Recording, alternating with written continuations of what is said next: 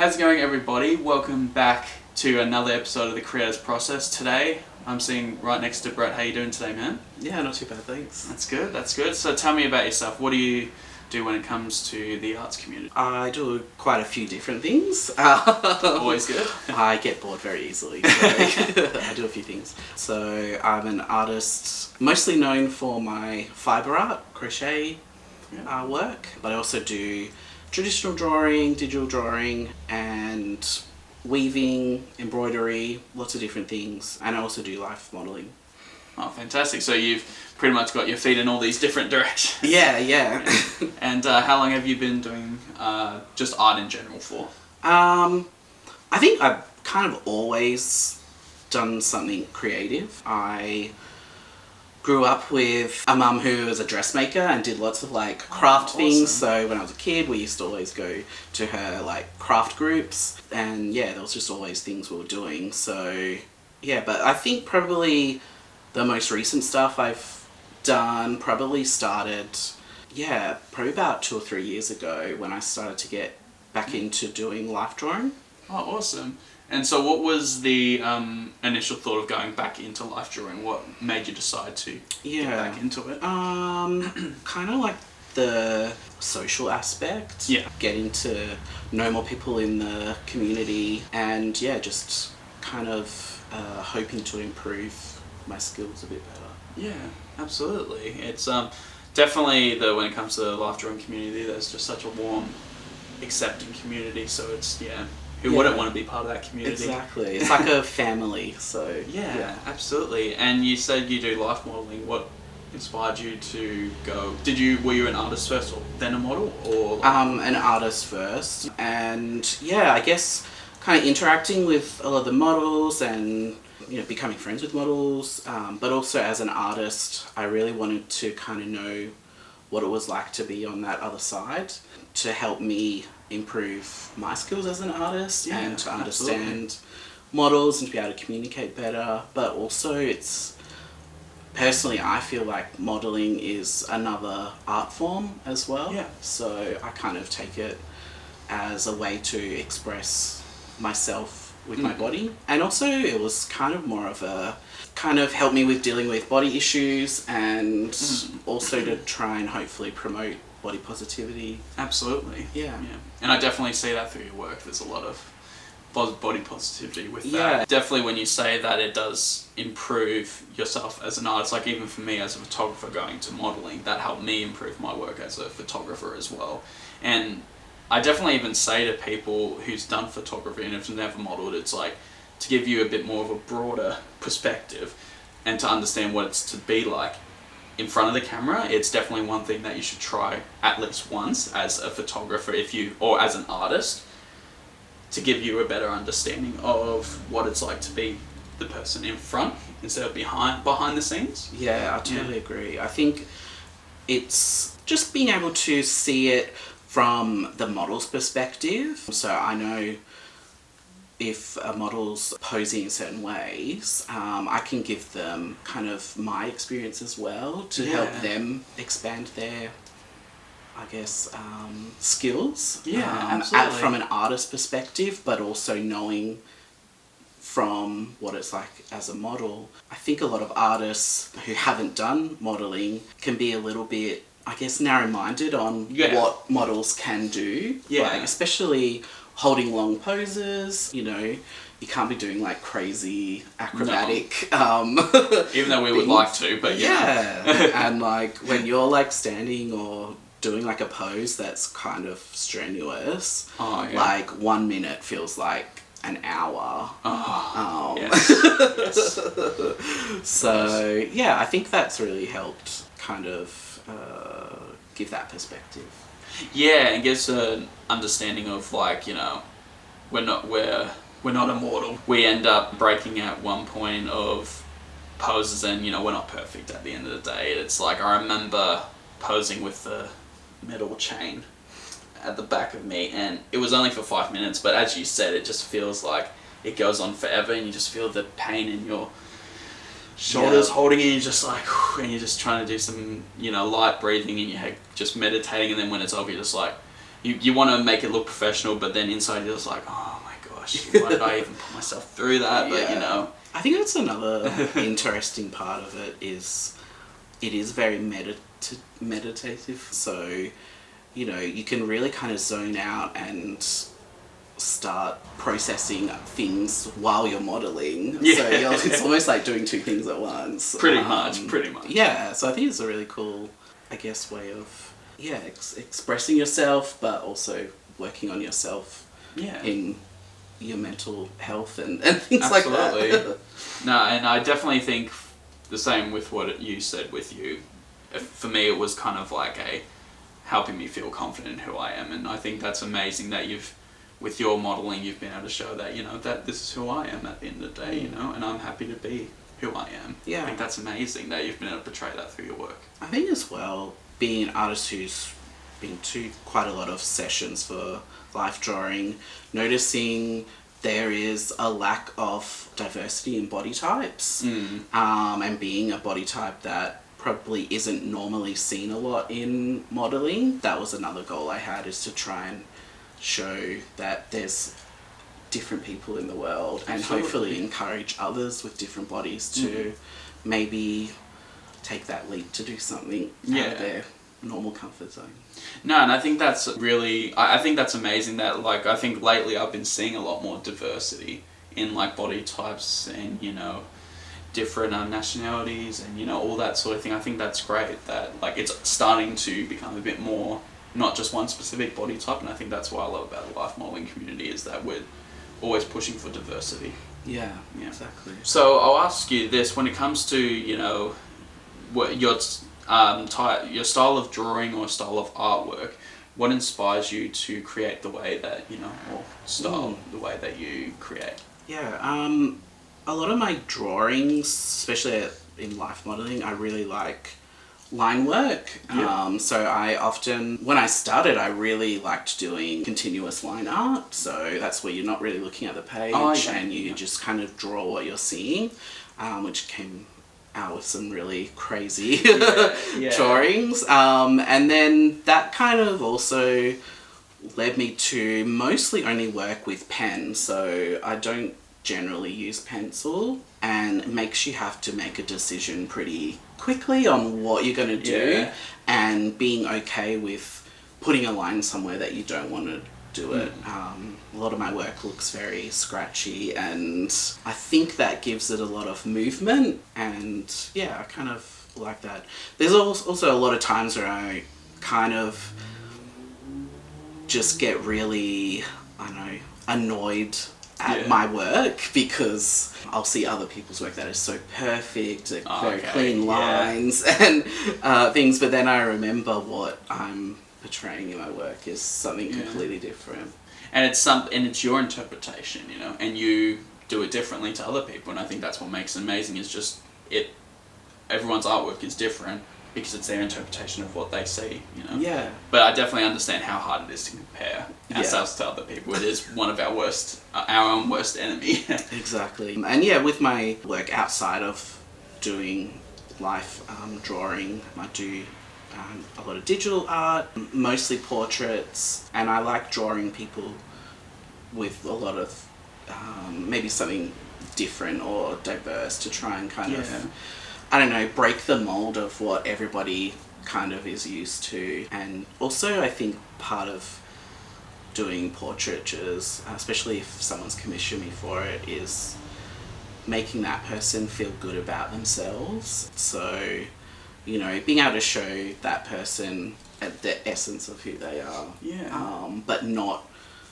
just making them look really good, I guess. Like, I'm not gonna take away any flaws or anything, but maybe kind of try to enhance them or make them feel better about themselves. So capture the way that you see them, like their interpretation of what you see of them, and showing their own inner essence and beauty. I really like using colour, bright colours often. And some of my earlier work, I almost would probably call, was a bit psychedelic with colour. Because I found it was just, something that I wasn't seeing a lot of in other people's work as well. Wow. So you always aim to be different to other people. Yeah, or just kind of, I like experimenting. Yeah. You're not afraid. Like I said, I get bored really quickly. So.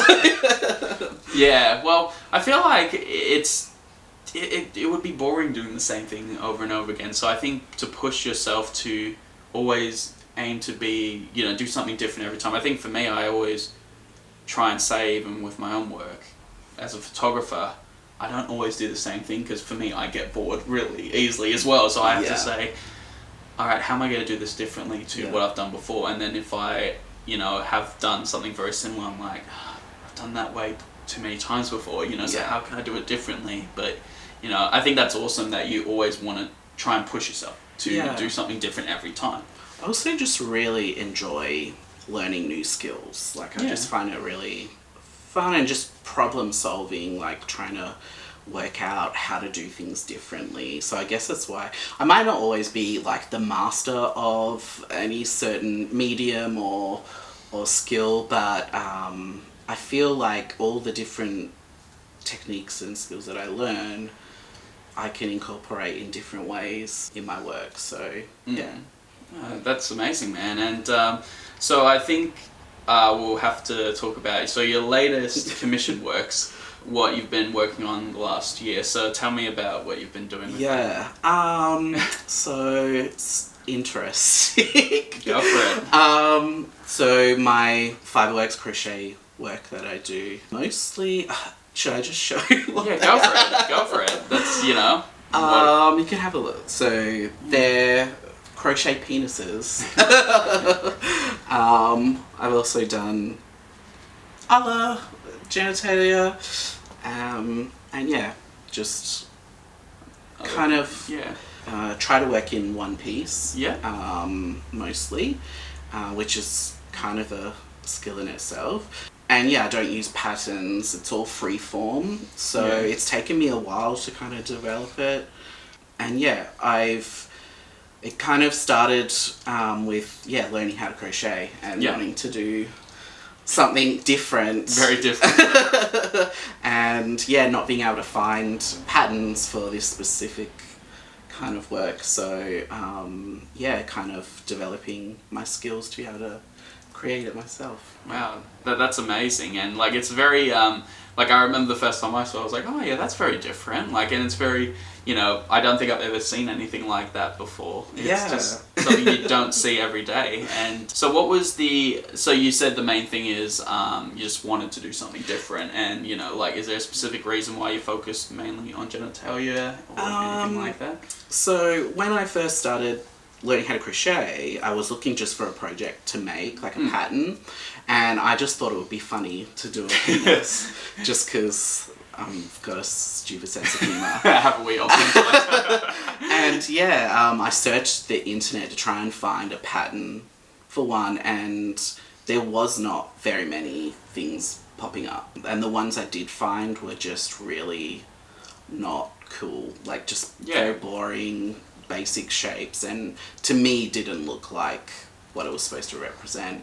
So that kind of put me on this path of being, I'm gonna make my own and try and work out what's the best way to do it. So learning techniques from, there's a lot of people that do amigurumi of like Pokemon characters and other like toys. So learning bits of those patterns to get shaping ideas, and then kind of bringing it all into my work that I do now. But really kind of took off more this year, obviously being in our lockdown, but also I was asked by another Melbourne artist to commission a crochet piece as I'll say a willy warmer,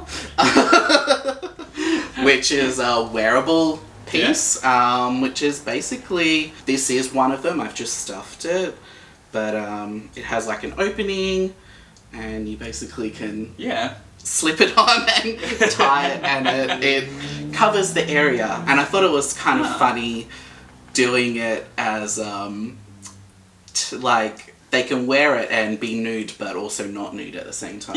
So they're covering up and all that. That's great. But it was funny just being asked if I could make something like it. Yeah. They had seen some of the work I'd done that was stuffed and I'd been experimenting with. And then, I showed that work on my Instagram, and I had a whole heap of people asking me if I'd do it for them. And then I had a few interviews with people. I had an article for Vice written about it.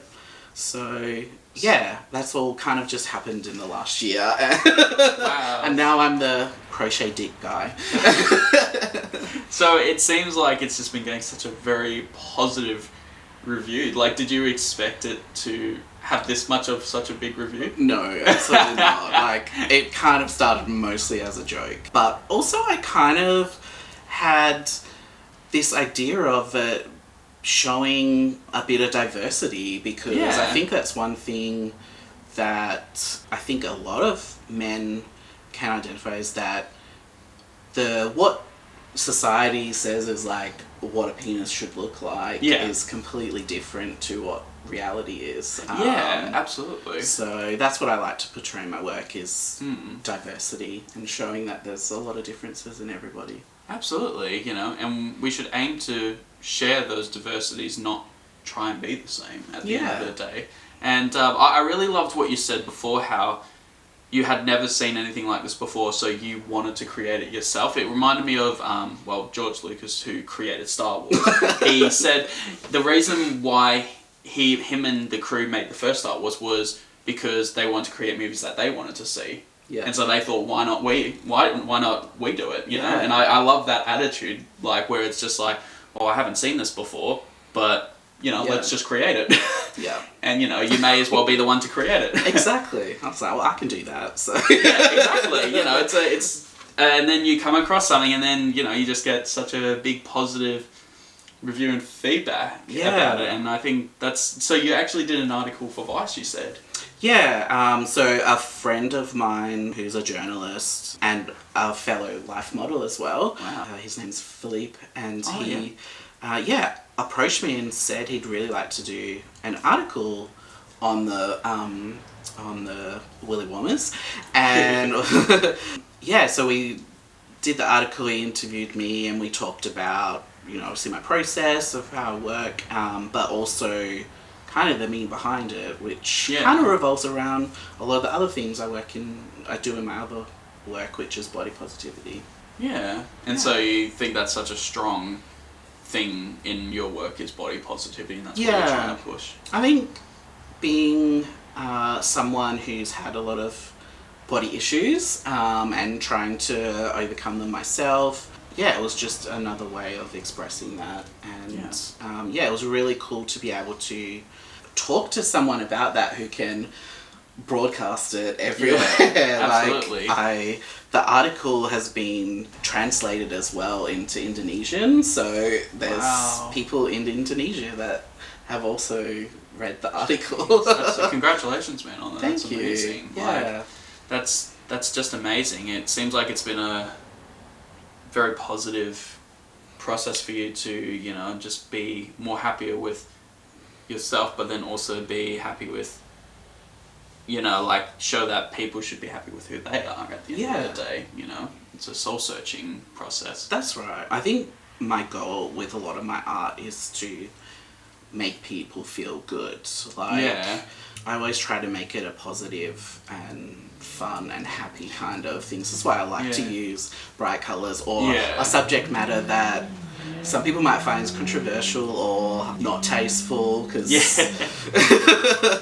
it's something that people don't talk about, but I think it's something it's something that we should talk about a lot more. And I think you shouldn't be really ashamed of talking about this sort of things. It's like we all have a body at the end of the day. It's the same thing with nudity, just talking about how natural and normal nudity is, but we're in a society where it's seen very differently, seen as a bad thing, and that we're trying to cover up, trying to shy away from it. But it's like, well, why do you think we have so many body issues out there? Because we don't talk about it as much. And it's just like it all circles around, and the main point is just trying to talk about it.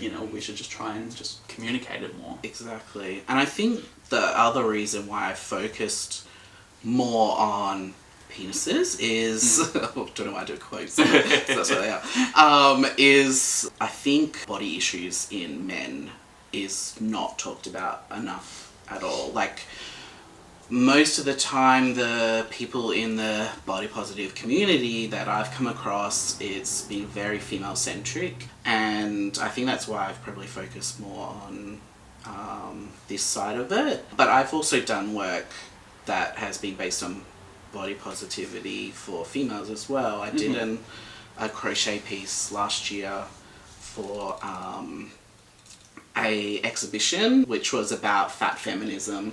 Okay. And yeah, I did a crochet of this ancient figurine from I think 12,000 or I can't remember exactly, 12,000 years old or some ridiculous amount of time ago this was made. And it's this little stone figurine, it's only like that big, and it's a woman with a larger body. And yeah, so I crocheted this piece. And one of the things that they've kind of thought the figurine was made for was fertility, but there's another theory that it's actually a self-portrait. Just because of the proportions they've made it, kind of makes it look like someone who's looks down at themselves, like is looking down at their body and halving it using those proportions, because they obviously didn't have mirrors and things to look at themselves, so they have that thought. So I kind of used that and kind of changed it to a bit slightly more modern twist, and they're holding a little iPhone trying to take a selfie, because everyone should, like, the fact that someone from way back then felt good enough about their body, which was a body type that society often says isn't beautiful, to create it in stone and show the world. Why can't we now in the modern world be proud and happy to have different bodies? Well, that's exactly, he could have not put it any better. It's like, we shouldn't be ashamed to talk about it and show that this is who we are at the end of the day. And I think that's why there's a lot of why I love content creators like yourself and so many other people who try and push body positivity out there and to show that it's okay to be you at the end of the day. And I think that's amazing. So I think just keep doing what you're doing, man. I think that's amazing. Thank you. And so I guess for a final question, do you have any projects coming up in the next couple of months? I haven't got anything specifically planned, but I've kind of decided to take a little step back from doing my commission work, because I would really like to do an exhibition for my crochet work. Fantastic. Hopefully in the next year, obviously depending on COVID and all Pretty of that. much, yeah. But yeah, because that's one of the things doing commission work is I don't get to keep the work, so I've only got a small selection at the moment. Well, definitely keep me posted about the exhibition, and I'll definitely be promoting it on my pages, so you need to definitely let me know about that. Thank you. And well, I want to say thank you so much for taking the time out of your day to come and talk to me about your amazing work. Thanks for having me. It's been awesome. That's fantastic. And guys, if you want to check out Brett's amazing work, I will leave links to everything, his Instagram, Facebook, all that sort of thing down below. Thank you so much for watching. Comment, like and subscribe, and I will see you in the next episode.